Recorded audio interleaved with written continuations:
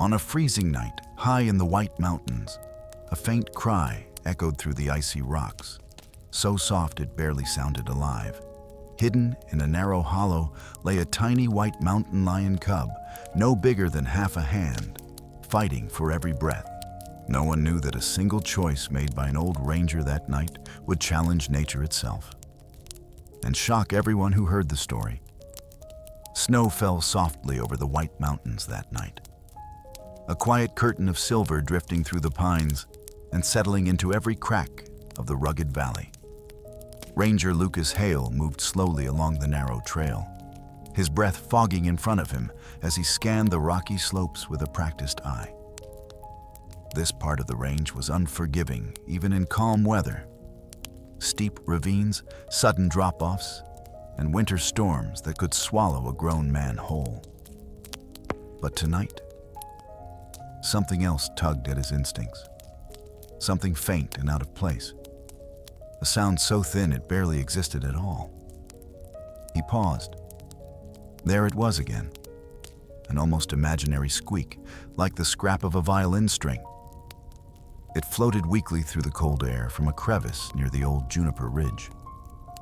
Lucas angled his flashlight toward the sound, expecting maybe a trapped rabbit or a fox kit separated from its den. Instead, the beam landed on a small hollow beneath an overhang of granite, its entrance half blocked by a drift of fresh snow. The crying stopped, replaced by a trembling hush. He approached with care, brushing aside snow with his gloved hand.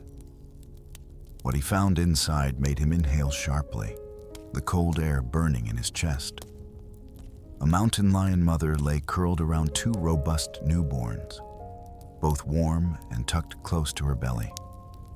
Their fur was the familiar tawny gold of their species, their bodies plump and strong despite the freezing night. But just outside that warm circle, separated by inches that meant everything, lay a third cub. This one was impossibly small, half the size of its siblings, its body shivering so violently it barely resembled a living creature. And its fur was white. Not the pale beige of some desert lions, not the winter light blonde Lucas had seen in high altitudes. No, this cub was truly, unmistakably white. The color of cold ash. The color of fresh snow. A partially albinistic mountain lion. Lucas had heard stories of such rare genetics, often connected to fragile health and a near zero chance of survival. Wildlife biologists wrote about it in the same tone they used for once-in-a-generation events. The kind journalists loved to cover in environmental reports and insurance-backed conservation studies. But he had never seen one with his own eyes, and certainly not one fighting this hard just to breathe. The mother shifted, tightening her hold on the healthy cubs. She did not look at the white one. She did not reach for it. She did not even acknowledge its presence. Instinct ruled the wild, the same unsentimental instinct that helped her survive predators, droughts, harsh winters, and the dangers that often pushed ranchers to call attorneys when livestock wandered too close to hunting grounds. Nature didn't choose based on fairness. It chose based on odds. And this tiny white cub had none. The wind picked up, pushing a thin veil of snow across the mouth of the den, and the cub's shivers slowed. Lucas knew what he was watching. It wasn't just weakness. It was the quiet slipping away of a life that never had a chance. He crouched lower, his frozen breath hovering in the air, and listened to the almost non-existent rasp of the cub's breathing. A few minutes, maybe less. That was all it had left. He looked up at the mother again. Her eyes, wide and alert, met his for only a moment. Not hostile, not afraid, simply resolute. She had made her choice. In the wilderness, choices meant survival. The little cub made a faint sound, so small it fell apart as soon as it left its throat. Lucas felt something twist in him, an old, familiar ache he thought he'd learned to live with after 20 years on these mountains. The ache of wanting to help in a place where help wasn't part of the rules. Where the policies of the land were strict, the regulations clear, and the margin for mistakes thinner than a sheet of ice. Rangers were trained to respect natural selection. Intervention was permitted only in rare cases. Human-wildlife conflict, severe injury caused by human activity, or legal rehabilitation. A runt rejected by its mother didn't fall under any approved category. Still, Lucas couldn't pull himself away. Snow collected on his shoulders as he watched the tiny creature struggle against the cold that was swallowing it. The cub's fur, white as the moon, made its small form almost disappear into the snow. If not for the frail movement of her chest, he would have believed she was just a piece of ice. A branch snapped somewhere behind him, a distant but sharp sound. The forest's silence broke for a moment, reminding him he wasn't alone out here. Coyotes roam these slopes nightly. Lynx too. Even an eagle could take something this small without effort. Lucas knew the cub wouldn't last another 10 minutes. He shifted his weight, ready to stand, ready to pull back and do what the guidelines ordered, when the cub stopped moving. Just like that. Her tiny body went still, her breath frozen mid-shiver. Lucas leaned closer, heart pounding. For a full second, he saw no life at all. Then, just as he exhaled, a microscopic twitch passed through the cub's paw. A spark, a protest, a fragile insistence. It was nothing. And yet, it was everything. Lucas swallowed hard, the cold in his throat suddenly painful. The rules echoed in his mind, strict and unbendable. But the truth was simpler than policy. He was watching a life fade inches from his hand, and he couldn't pretend he didn't see it. Snowdrop, he didn't know where the name came from, but it fit her perfectly. Let out the softest, weakest cry. Lucas's decision formed not in his mind, but in his chest. He reached into the den, and the moment his gloved hands lifted the tiny white cub, he knew there was no going back. The storm thickened over the white mountains as Lucas hurried back along the narrow ridge. Snowdrop pressed against his chest inside his jacket. Her tiny body was barely warmer than the wind sliding across the slopes, and each breath she took felt like a question with no certain answer. The snow stung his face, and the trail grew harder to see. But he didn't slow down. The cub was fading too quickly. He could feel it in the weak tremor of her limbs, in the way her head rested weightless against his palm. Marisol spotted his flashlight beam first. "Lucas," she called out, her voice swallowed by the wind. "Did you find anything?" She stepped forward and froze when she saw the small white shape tucked into his jacket. The look in her eyes said everything. Shock, fear, concern, and something else too. Hope, fragile and trembling. Before she could speak, Wyatt came up behind her, his heavy boots crunching through the snow. His expression hardened the moment he understood what Lucas was carrying. "You grabbed it," he growled. "Tell me you didn't take that cub, Hale." Lucas didn't answer. He simply adjusted the little body in his arms and started toward the service hut where they kept emergency gear. But Wyatt stepped in front of him, blocking the path with a wide stance that had stopped plenty of younger rangers in their tracks. "You know the law," Wyatt said, voice low and firm. "We don't interfere with natural selection. The mother rejected it. That means it doesn't survive.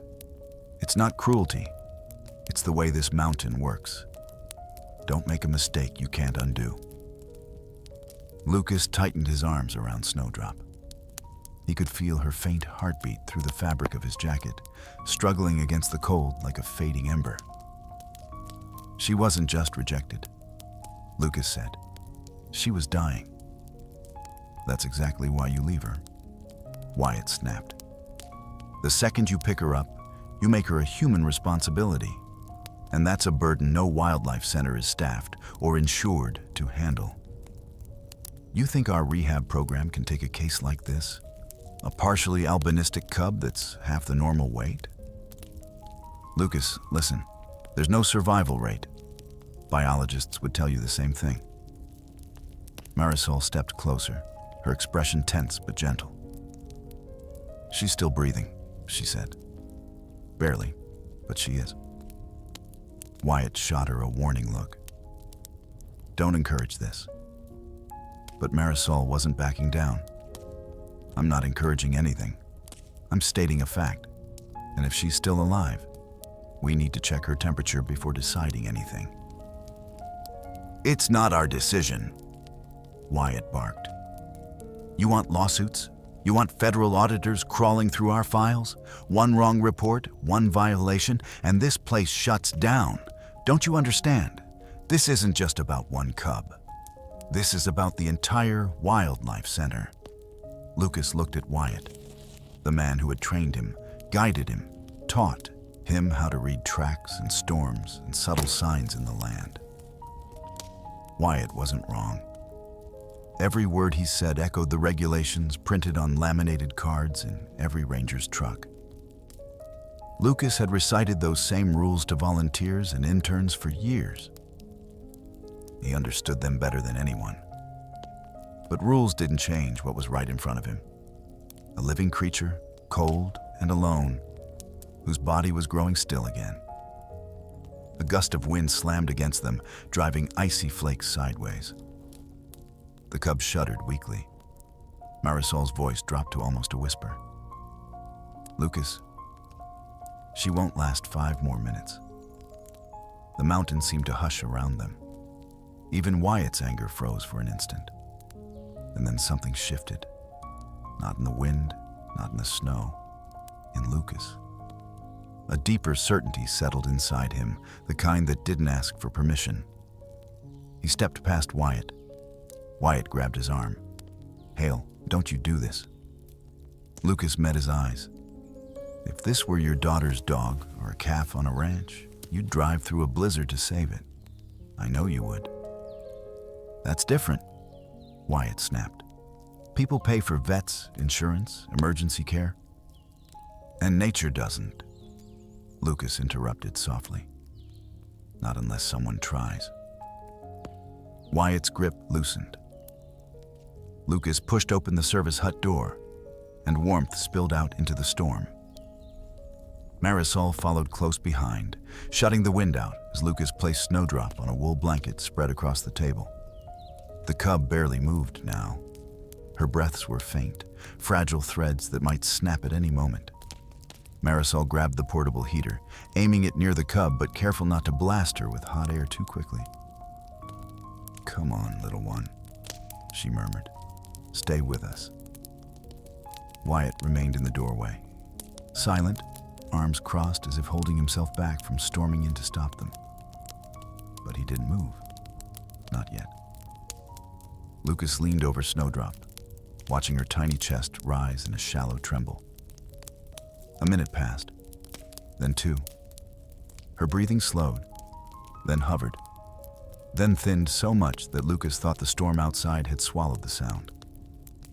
He reached out with 2 fingers, gently touching her side. Nothing. He waited. Still nothing. The heater hummed softly. Marisol's breath caught. Wyatt closed his eyes. And then, a tiny, fragile inhale. Just one. But enough. Snowdrop twitched, a small, trembling defiance of the cold that tried to claim her. Lucas exhaled, long and shaken, a breath he didn't know he'd been holding. The room felt warmer, brighter somehow, though the storm still howled outside. He wrapped the blanket tighter around her and lifted her again. We're taking her to the main center, he said quietly. Wyatt opened his eyes. Hale, if you do this, you're responsible for whatever comes next. Lucas nodded. I know. He looked at the tiny white cub, her fur softer than frost, her life hanging by a single thread. But I'm not letting her die on this mountain. The wind screamed down the white mountains as Lucas pushed the ranger truck through the storm, both hands locked on the steering wheel, Snowdrop cradled against his chest in a thick wool wrap. The headlights cut only a few feet ahead. Everything else was a whirl of white fury, the kind of blizzard local insurance companies warned about in winter hazard reports.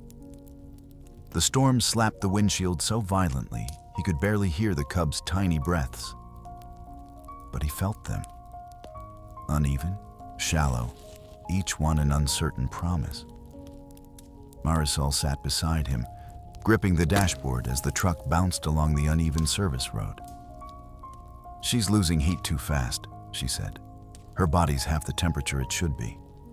Lucas, the center is 10 miles from here. We won't make it in this weather." Lucas kept driving. "We don't have a choice." "Wyatt's going to report this," she warned softly. "You know what that means. Reviews, investigations, maybe even a suspension." The thought cut through the blizzard like an icy blade. But then Snowdrop shivered in his arms, so faintly he almost missed it. And the doubt vanished. Rules were written for the safety of the ecosystem. But this wasn't about bending nature. It was about not letting a life freeze to death in his hands. A sudden flash of movement crossed the road ahead, a dark shape lunging from the tree line. Lucas slammed the brakes, the truck skidding sideways before jerking to a stop. A lynx, lean and hungry from the winter, stood in the beam of the headlights, its eyes glowing like shards of amber. It stared at the truck, ears forward, drawn to the scent of blood and new life. Snowdrop. Lucas felt her twitch against his chest, her tiny heartbeat fluttering like a trapped bird. The lynx stepped closer, its breath fogging in the headlights. Marisol whispered, "Don't move." But the predator moved first. It leapt onto a rock near the hood, muscles coiled, pupils widening as it focused on the cub wrapped in Lucas's jacket. Instinct told Lucas it would strike if he hesitated even a second. He hit the horn. The blast ripped through the storm.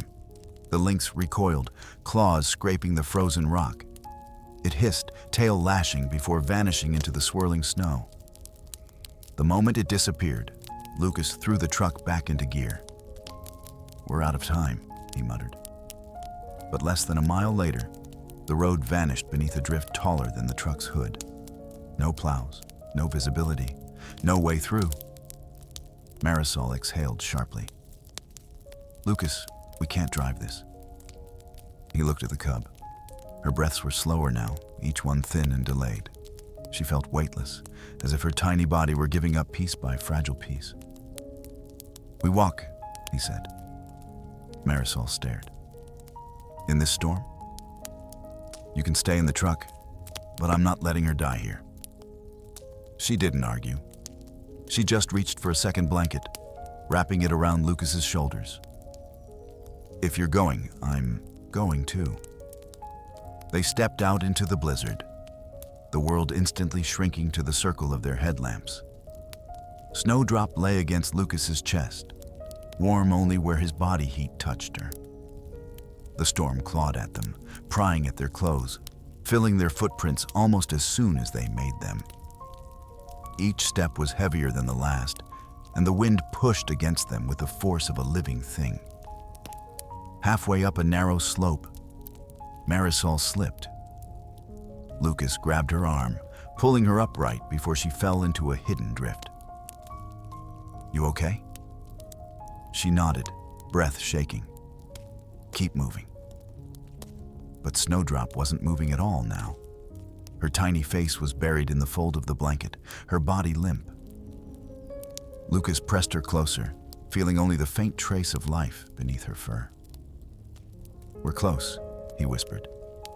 Not to Marisol, but to the cub.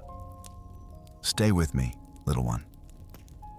By the time the dim light of Nevada Ridge Wildlife Center glowed through the storm, Lucas's legs were numb and his coat was crusted with ice. Dr. Samir burst through the door as they approached, eyes wide when he saw what Lucas carried. "You actually took her?" Samir said, disbelief cutting through the urgency. "Lucas, do you know what kind of trouble?" "Save her first," Lucas said. "Explain the trouble later."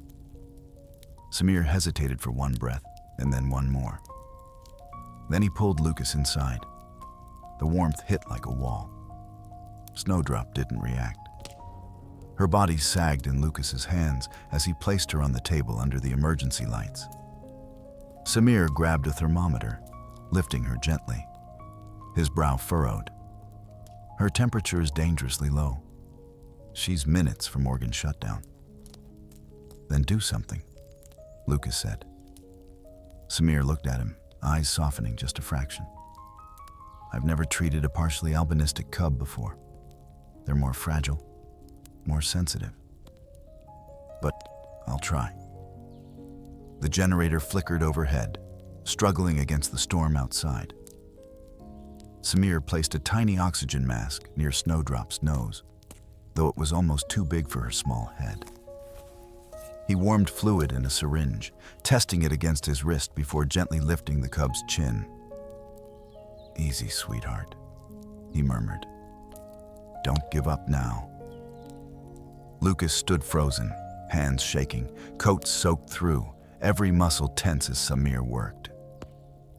The storm raged outside, slamming against the windows like a warning that nature wanted its verdict respected. But then, Snowdrop twitched. It was barely a movement, a toe, a breath. Samir leaned forward. "There, that's it. That's good." Lucas exhaled a long breath, one that seemed to release hours of fear. Marisol covered her mouth, tears building in her eyes. "She's fighting," she whispered. Samir didn't look away from the tiny cub. "Yes, and we're fighting with her." Another breath, another flutter. Not strong, but there.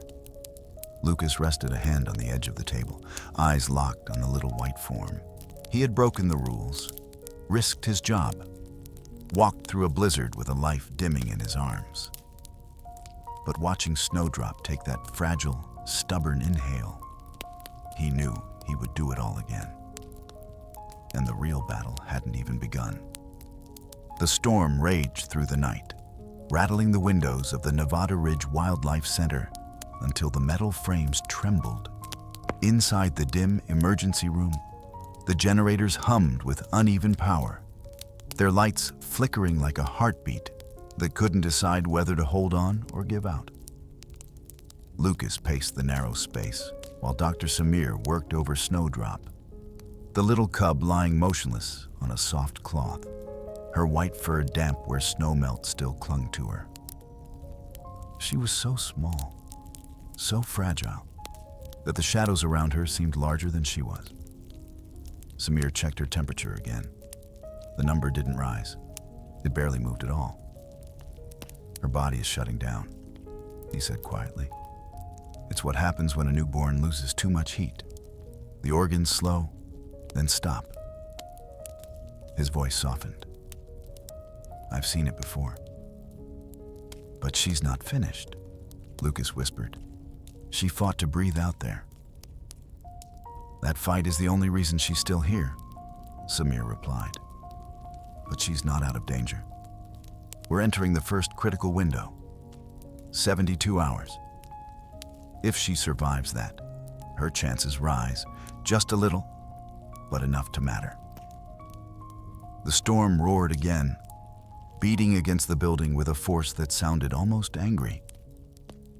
Marisol came in carrying a box of insulated cloths heated by the backup system. "The main power grid is down," she said. "Wyatt's trying to get the generator stabilized. If it fails, we lose the warming systems." Lucas's jaw tightened. They didn't just need luck. They needed power, heat, stability. Things people paid for every day through insurance or healthcare plans, things humans took for granted. But wildlife didn't have mortgages, attorneys, or safety nets to protect them when life cracked open beneath their feet. Snowdrop had nothing except 3 people refusing to let her die. Samir lifted her head gently and introduced a feeding tube thinner than a shoelace. "This is the part I can't get wrong," he murmured. "One wrong angle and formula enters her lungs. That would end it." He slid the tube with slow precision, counting the centimeters under his breath. Lucas held the cub steady, feeling how light she was, like a snowflake caught in his palm. A silent minute passed. Then another. "Done," Samir whispered, releasing a slow breath. He injected a tiny amount of warm formula, fortified with electrolytes and a single drop of syrup to fight hypoglycemia. It was hardly more than half a teaspoon, but Snowdrop's throat moved weakly, accepting the nourishment. Lucas felt hope return. Thin, fragile, but real. They repeated the process every hour. One of them fed her while the others monitored heat, adjusted blankets, cleaned her gently with warm cloths to mimic her mother's grooming. Time blurred, drifting between the storm's howling and Snowdrop's quiet, uncertain breaths. Somewhere past midnight, the generator sputtered, lights dimming until the room fell into a gloomy half-dark. Marisol grabbed the backup heater.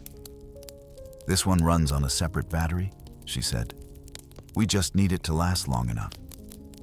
By dawn, the blizzard had swallowed the entire ridge. The roads disappeared under drifts so deep, even rescue trucks wouldn't attempt them. Snowdrop lay curled in a tiny nest of fleece, her breaths faint but present. Lucas kept a hand on her side, feeling each rise and fall as if he needed proof she still existed. Around the 12th hour, her breathing stopped. Lucas froze. "Samir, I see it." Samir scooped the cub into his hands, rubbing her chest gently. He tilted her head back, checking her airway, but no movement came. Snowdrop's body sagged like a wilted petal. "No, no," Lucas whispered, his voice cracking. He leaned in, his breath warm against her tiny face, urging life into lungs that had forgotten how to work.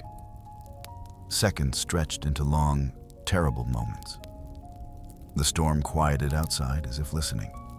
Then, so small it might have been imagined, a tremor ran through Snowdrop's paws.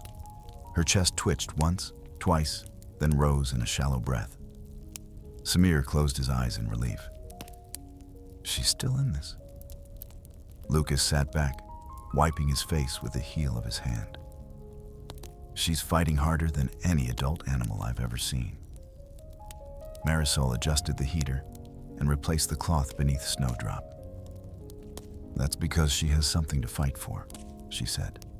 "A chance." Hour after hour passed. Snowdrop slept in fits, waking only when Samir fed her tiny drops of formula. The storm finally loosened its grip on the mountains. Light crept through the frosted windows, revealing a world buried under fresh snow, but alive, glowing faintly in the quiet after chaos. Near the 70-hour mark, Snowdrop lifted her head for the first time. It was weak, barely more than a wobble, but to Lucas, it looked like a miracle arranged by determination and stubbornness. Her pale blue eyes blinked open, unfocused but curious, as if she was checking whether the world she'd fought to stay in was truly still here. Lucas leaned close. "Hey there, little one. You made it." Samir chuckled softly. "Don't celebrate yet. The next phase begins now. But this..." He gestured to the fragile cub lifting her head against the odds. "This is good." For the first time since he lifted her from the cold snow, Lucas allowed himself to believe she might actually live. The rules he had broken, the risks he had taken, they weren't regrets. They were the beginning. Snowdrop's recovery did not come in leaps or triumphs. It came in inches, slow, shaky inches that stretched across weeks inside the Nevada Ridge Wildlife Center. Even after she survived the brutal 72 hours, her tiny body remained fragile. her steps unsteady, her breath soft and wavering. But she was alive. And for Lucas, that meant the real work had only just begun. By the third week, the storm season eased enough for the staff to begin outdoor rehabilitation. They built a special enclosure at the edge of the ridge, designed to mimic the rugged terrain of the White Mountains. Uneven stone shelves, low pines, fallen logs, and snow-packed corners where shadows collected. It was the closest thing to the wild snowdrop would one day need to survive, though part of Lucas still dared not imagine that day. He lifted the small cub from her warming crate, her soft white fur shining faintly in the winter sun, and carried her into the new habitat. "She needs to learn the basics," Samir said as he walked beside them. "Climbing, scenting, balance, even simple stalking behaviors. Cubs her age out there already climb 10-foot ledges." Lucas nodded, though worry tugged at him. Snowdrop weighed far less than a normal cub. Her muscles developed slower, and the partial albinism made her eyes overly sensitive to sunlight. She blinked hard each time the glare hit her. When Lucas set her down, Snowdrop wobbled on her feet, her legs splaying slightly. She made a soft sound, a questioning chirp, as if asking what this unfamiliar world expected of her. Lucas crouched nearby. "Go on," he murmured. "This is yours. You can do this." Her first attempt was simply walking toward a log. She tripped halfway, tumbling into the snow with a squeak. Marisol winced. Samir exhaled through his teeth. But Snowdrop didn't give up. She pushed herself upright again, shook the snow from her whiskers, and tried once more. The log was only a foot tall, but to her, it was a mountain. She pawed at it, slipped, slid backward, then dug her claws in and pulled herself up, inch by determined inch, until she stood atop it, sides heaving with effort. Lucas smiled softly. "That's my girl." But the challenges grew harder. Her attempt to climb a boulder ended in a short, alarming fall. She misjudged distances, moved too slowly to practice pouncing, and hesitated whenever shadows shifted around her. A normal cub would rely on camouflage, but Snowdrop's white coat made her stand out like a beacon. Every failure scraped a little deeper into Lucas's hope. One afternoon, a visiting wildlife specialist from Arizona observed her training. He watched her stumble through a simple stalking exercise, his brow furrowed. "She's beautiful," he said finally, "but albinism or partial albinism comes with a price. Animals like her almost never develop strong predatory instincts. They're too visible, too sensitive, too fragile. I'm not sure she'll ever hunt well enough to survive alone." The words hit Lucas harder than he expected. He knew the science. He had read every report and case study over the years, everything from wildlife risk assessments to veterinary insurance research showing high mortality in rare genetic cases like snowdrops. But hearing someone else say it out loud, in front of her, felt like a door closing. Marisol stepped forward. "You haven't seen her fight. She shouldn't have lived through the storm. She shouldn't have survived the first night. Yet she's here." The specialist shrugged. "Hope is good. Reality is better." He left that evening. His words lingered. But Snowdrop didn't know the odds. She didn't know the limitations others saw. She kept trying, every day, every hour, pushing her small body through tasks that seemed too big for her. Lucas found himself staying later than he should, watching her paw at loose branches, practice crouching beside rocks, or stalk drifting pine needles as if they were prey. Still, setbacks came. Her eyes grew irritated after long sessions in the sun. Her legs tired quickly. Some nights, she seemed weaker than before, curling into Lucas's jacket and falling into deep, exhausted sleep. Then came the night everything changed. Lucas and Marisol were reviewing her progress when they heard an unfamiliar growl echo from the training enclosure. A deep, hungry sound. Lucas froze. "That's not Snowdrop," he whispered. They sprinted outside. A lone wolf, thin, cold, desperate, had squeezed through a section of fencing weakened by the storm ice. It stalked across the enclosure with slow, deliberate steps, eyes locked on the white cub huddled near the far corner. Snowdrop trembled violently, too small to fight, too weak to outrun a predator. No, no, Lucas breathed, vaulting over the safety rail as Marisol grabbed the tranquilizer kit. But the wolf was closer, just 20 feet away, then 15, then 10. Snowdrop backed up until she hit the base of a tall cedar stump. There was nowhere to run. Lucas felt the world slow to one terrible moment. The wolf lunged. Snowdrop didn't scream, didn't freeze. Instead, instinct bursting through fear, she launched upward. Claws digging into the rough bark, she climbed, higher, faster, desperately clinging to the trunk as the wolf's jaws snapped where she'd been a heartbeat earlier. Lucas watched in stunned disbelief as the tiny white cub clung 3 feet above ground, trembling but alive. Marisol fired the tranquilizer. The wolf staggered and fell into the snow, sedated. Lucas ran to Snowdrop, hands shaking. "You climbed," he whispered. "You climbed." Snowdrop mewed softly, her body pressed tight to the tree, her blue eyes wide and shining. She had chosen survival. Baby steps. But steps toward the wild she was born to one day reclaim. Lucas didn't know whether she would ever become a hunter strong enough to stand alone on the mountain. But for the first time since finding her half frozen in the snow, he believed she would get the chance. And that was enough. Winter loosened its grip on the white mountains slowly, like an old hand releasing something precious, one finger at a time. Snow still capped the high ridges, but the valleys breathed again. Pines stood straighter.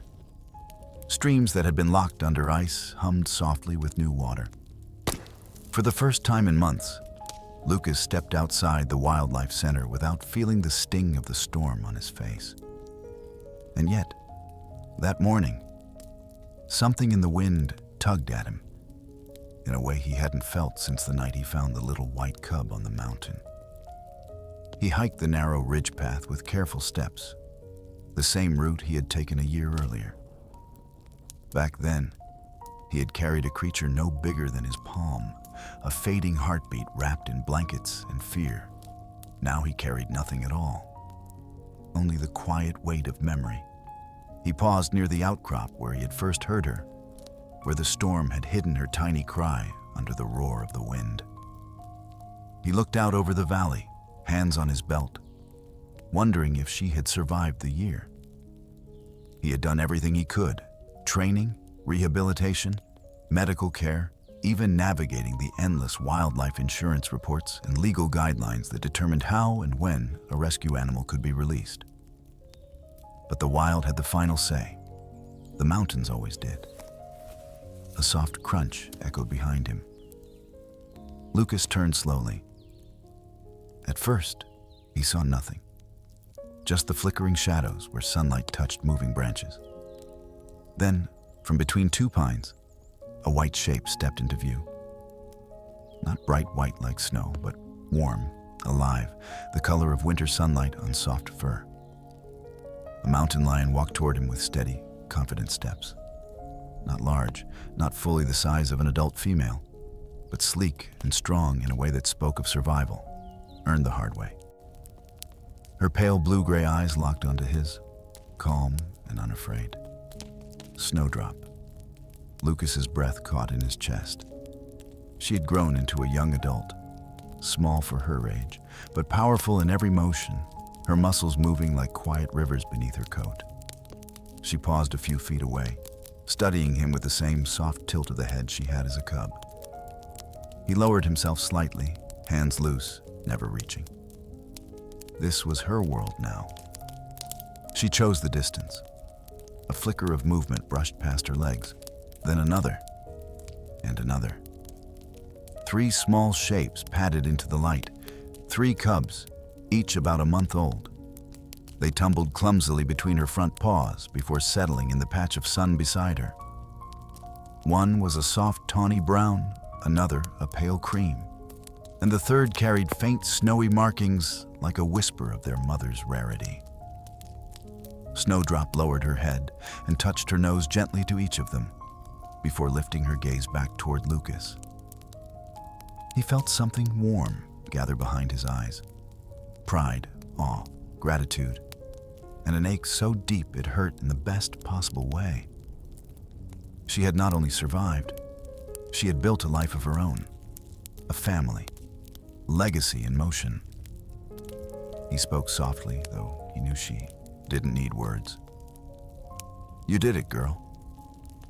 One of the cubs, the pale one, took a few wobbly steps toward him, squeaking softly. Snowdrop extended a paw, guiding it back with a gentle nudge, not out of fear, but reassurance. The little one pressed against her chest, eyes wide at the giant figure standing nearby. Lucas slowly reached into his pocket, not for food, not for a lure, but for the small leather bracelet he had worn during Snowdrop's rehabilitation. It still carried faint claw marks from when she practiced gripping. He set it carefully on a flat stone between them. A gesture, not ownership, not calling her back, but honoring the chapter they once shared. Snowdrop stepped forward, sniffed the bracelet, then lifted her head with a soft chuff.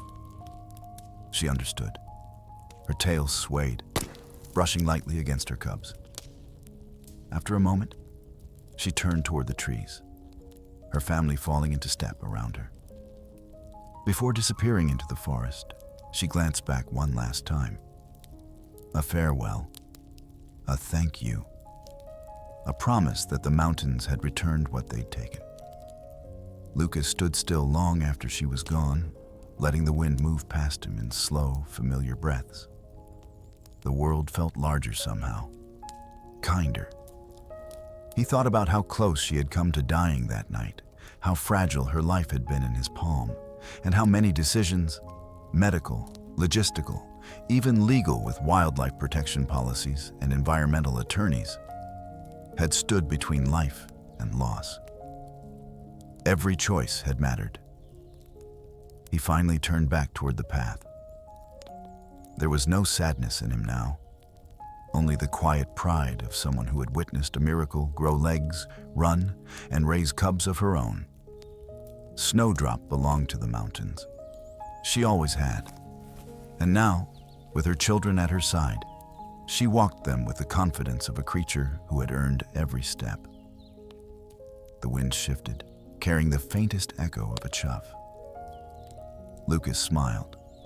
The white mountains remembered, and so would he.